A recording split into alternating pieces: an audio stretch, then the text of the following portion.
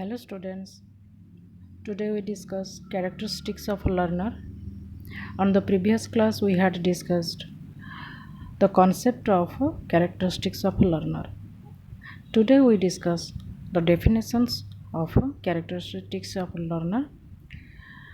Let us discuss the definitions.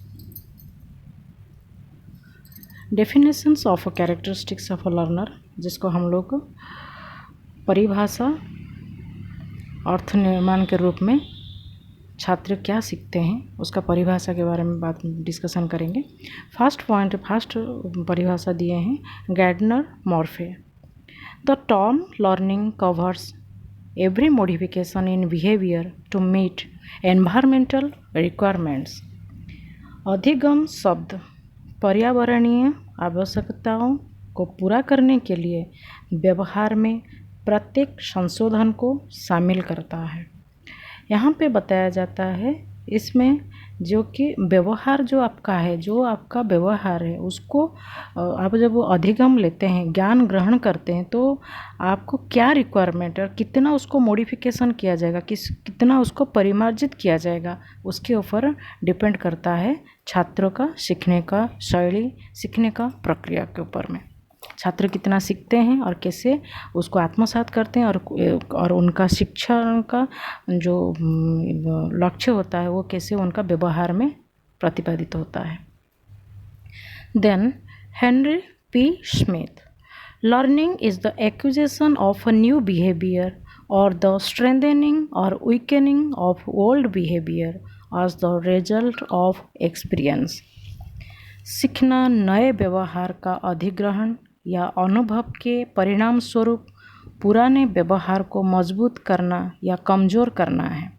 जैसे कोई experience है, पहले से जो ज्ञान आप ग्रहण कर चुके हैं, आपके पास जो ज्ञान है या कैसा व्यवहार है, अगर वो व्यवहार दूसरे के प्रति अच्छा नहीं होता है या कोई ज्ञान ग्रहण किए हैं वो आज के संदर्भ में काम नहीं आता है, तो उसी जगह में आपको नया ज्ञान ग्रहण करना होता है और आपका व्यवहार को परिमार्जित करना होता है, आपको नया अनुभव को अधिग्रहण करना होता है। Then types of characteristics of a learner, मतलब अभी अधिगम कर्ता का प्रकार कितना होता है, उनका विशेषताओं के ऊपर में कितना प्रकार हम लोग को देखेंगे कि अधिगमकर्ता का विशेषता कितने प्रकार होते हैं। Learners characteristics are many such as personal, academic, social, emotional and cognitive in nature. एक व्यक्तिगत तौर पर होता है, एक शैक्षणिक तौर पर होता है, एक सामाजिक भावनात्मक और एक संज्ञानात्मक तौर पर टाइप्स या नेचर होता है। पहला पॉइंट होता है पर्सनल कैरेक्टरिस्टिक्स, जिसको हम लोग को बोलेंगे व्यक्तिगत विशेषताएं। Personal characteristics can be defined as a demographic information about the learner such as age, gender, cultural background, maturation, language, social economic status and specific needs of a learner group such as particular skills and disabilities for and or impairments to learning. यहाँ पे व्यक्तिगत विशेषताओं के बारे में जब बात होता है, इसमें उनका उम्र कितना है, वो किस जेंडर्स बिलोंग करते हैं, फीमेल या मेल होते हैं, बॉयज़ या गर्ल्स होते हैं, उनका सांस्कृतिक बैकग्राउंड कैसा होता है, उनको मैचुरेशन मतलब उनका परिपक्वता मतलब कितना उनमें मैचुरेशन लेवल है, मतलब कितना वो कोई तकलीफ होता है उसमें कैसे सस्टेन कर पाते हैं, उनका भाषा कैसा है, सामाजिक और इकोनॉमिक स्तर पर उनका स्थिति कैसा है, और ये सब देखा जाता है। और उसके साथ साथ जो इम्पेयरमेंट या डिसेबिलिटी, जो अक्षमता है या जो हानि है या क्षति है या दोष है, उसको निदान कैसे किया जाए, ये कैरेक्टरिस्टिक्स को बुझाता है। ये सब पर्सनल व्यक्तिगत विशेषता है और इसमें जो कमियां होता है, ये अच्छा गुण या कमियां होता है, उसको शिक्षा द्वारा दूरीभूत किया जा सकता है। समय के अवधि के अंतराल में ये कमियां या अच्छा क्वालिटी जो होता है वो आगे प्रोग्रेस करता है, अगर जो कमियां होता है वो दूरीभूत किया जा सकता है। देन एकेडमिक कैरेक्टरिस्टिक्स, जिसको हम लोग को बोल सकते हैं शैक्षिक विशेषताएं। Academic characteristics of respondents, including the education type, education level, and knowledge. The learner has a social emotional characteristics.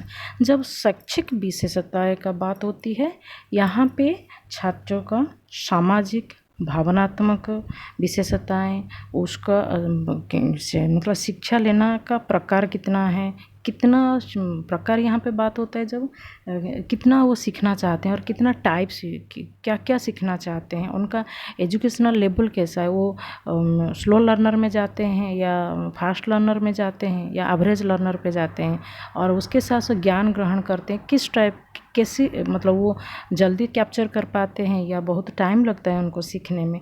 ये सारा उनका शैक्षिक विशेषताओं के ऊपर निर्भर करता है, क्योंकि वो जब एकेडमिक के पीरियड में जब स्कूल में या कॉलेज में पढ़ाई करते हैं तो वो 6 घंटा का 8 घंटा का अंतराल में जितना समय स्पेंड करते हैं ये उसको शो करता है। देन होता है कॉग्निटिव कैरेक्टरिस्टिक्स, जिसको हम लोग को बोल सकते हैं संज्ञानात्मक विशेषताएं।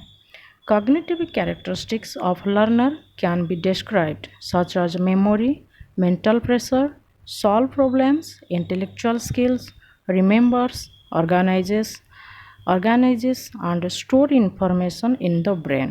यहाँ पे जब संज्ञानात्मक बात होता है, total related mind and brain, ये मन मस्तिष्क को समझाता है।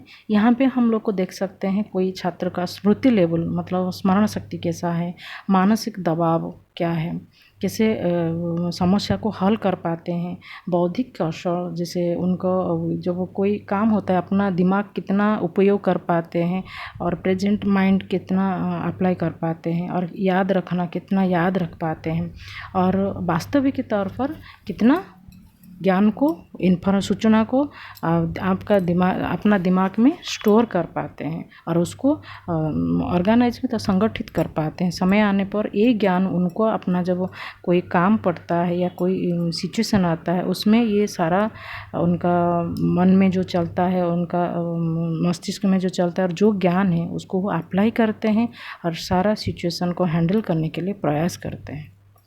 आज ओवरऑल हम लोग इसका टाइप्स एंड नेचर के बारे में डिस्कशन किए, जिसको वो बोलते हैं प्रकार, और उसके बाद परिभाषा के बारे में डिस्कशन किए।